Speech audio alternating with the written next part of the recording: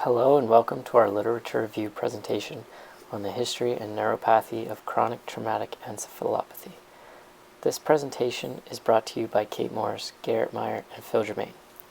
Today we'll be talking about chronic traumatic encephalopathy, also known as CTE. We'll highlight what is CTE, the discovery of CTE, neuropathy of CTE, current and future diagnostic procedures, symptoms, as well as a few case studies including former NFL players. What is chronic traumatic encephalopathy?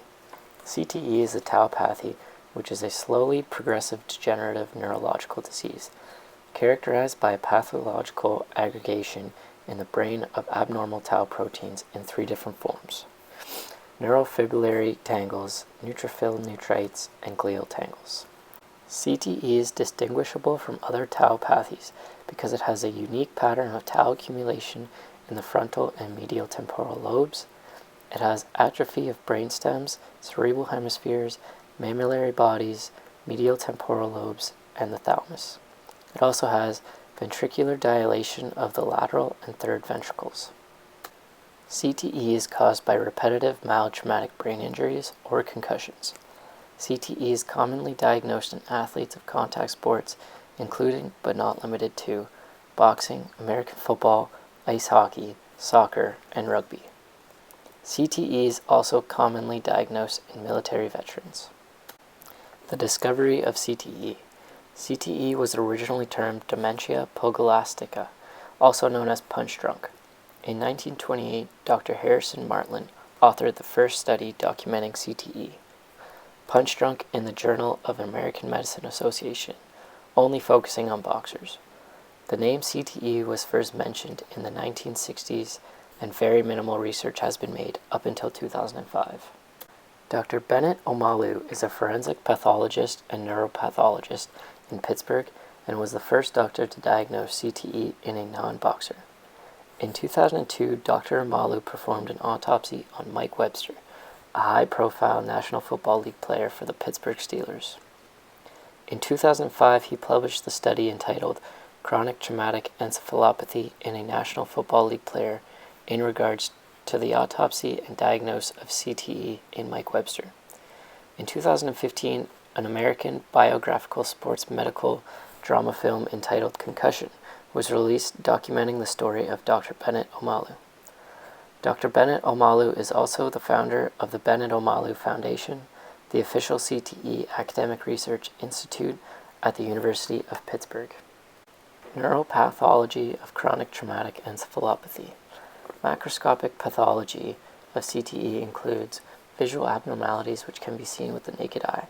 This includes isolated areas of abnormal tau protein formation around the frontal and medial temporal lobes of the brain, reduction in brain weight, which occurs due to the atrophy of the brain, including the brainstem, cerebral hemispheres, mammillary bodies, medial temporal lobes, and the thalamus, as well as the thinning of the corpus callosum, the ventricle dilation of the lateral and third ventricles, and the fenestrated covum septum pellucidum.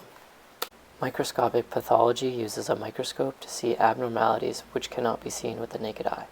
This includes neuronal loss due to tau pathology and tangle formation, a unique accumulation pattern of phosphorylated abnormal microtubes associated called tau.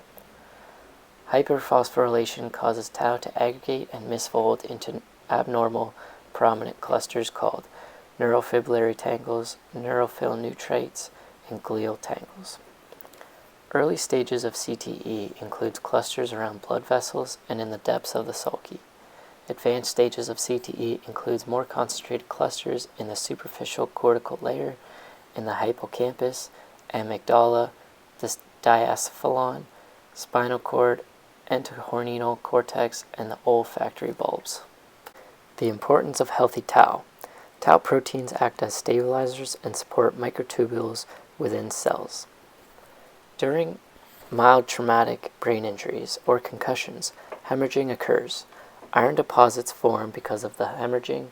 Iron deposits stimulate hyperphosphorylation, which then causes the tau proteins to misfold and form in aggregates. Abnormal tau reduces microtubule bindings, which weakens microtubule stability, which then impairs axonal transport, which then in total limits neuronal and synaptic function of neurons. There is a pathological staging system of CTE which was created by the CTE Center at Boston University. Brains diagnosed with CTE are categorized into 4 different stages depending on the severity of neurodegeneration. Stage 1 being the early stage and least severe, Stage 4 being the late stage and most severe. Stage 1 has no symptoms but contains isolated spots of tau buildup, mostly around the frontal lobe. Stage 2. Symptoms begin to appear as defective tau proteins affect more nerve cells in the brain's frontal lobe. These include rage, impulsivity, and depression. Stage 3. Tau proteins expand from the frontal lobe to the temporal section of the brain. Conditions begin to affect the amygdala and the hippocampus, which impairs emotion and memory. Stage 4. Advanced dementia. By stage 4, the tau deposits have overwhelmed the brain, killing many nerve cells and shrinking it by roughly half its size. The brain becomes deformed and brittle. Cognitive function is limited.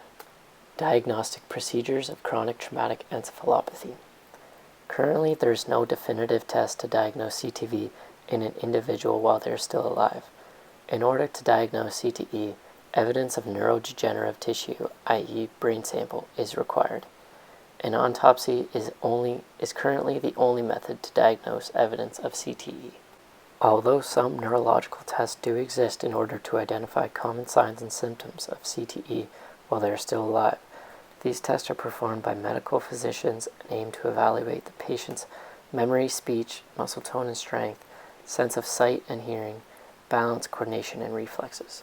However, these tests cannot fully confirm that the patient has CTE until a brain sample can be collected. Future diagnostic procedures of chronic traumatic encephalopathy.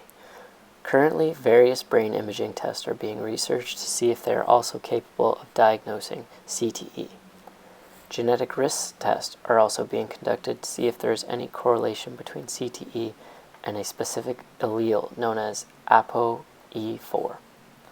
Biomarkers are also being used to diagnose Alzheimer's disease and may potentially be a tool for CTE diagnosis, since both diseases have similarities to each other.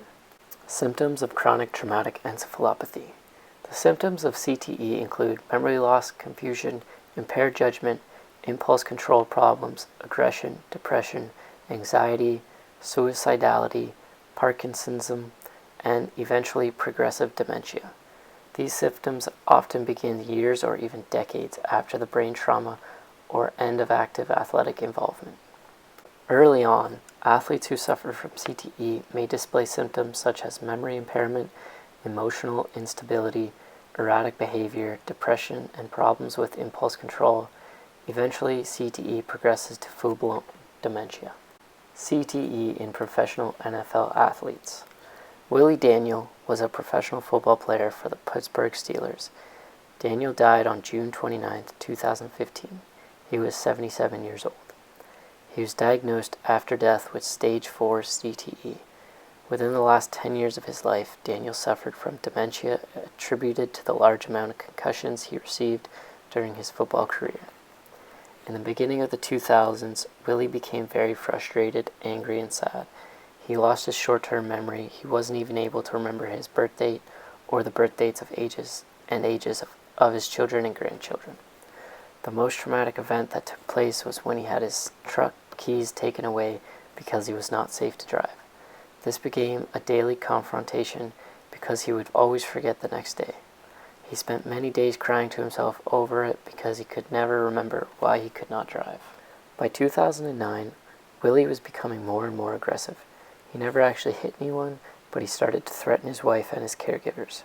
His family made the decision to move him to an Alzheimer's facility. He lived there for a year, but then had to be moved to a full care facility. For the last 6 years of Willie's life, he was very incontent. He was not able to sit up on his own, had very little movement in his arms or legs, and didn't speak for 6 years. He was moved from his bed to his wheelchair with a lift and was tube-fed. Mike Webster, born March 18, 1952, died September 24, 2002, of a heart attack at the age of 50. Mike played in the National Football League for 16 years with both the Pittsburgh Steelers and the Kansas City Chiefs.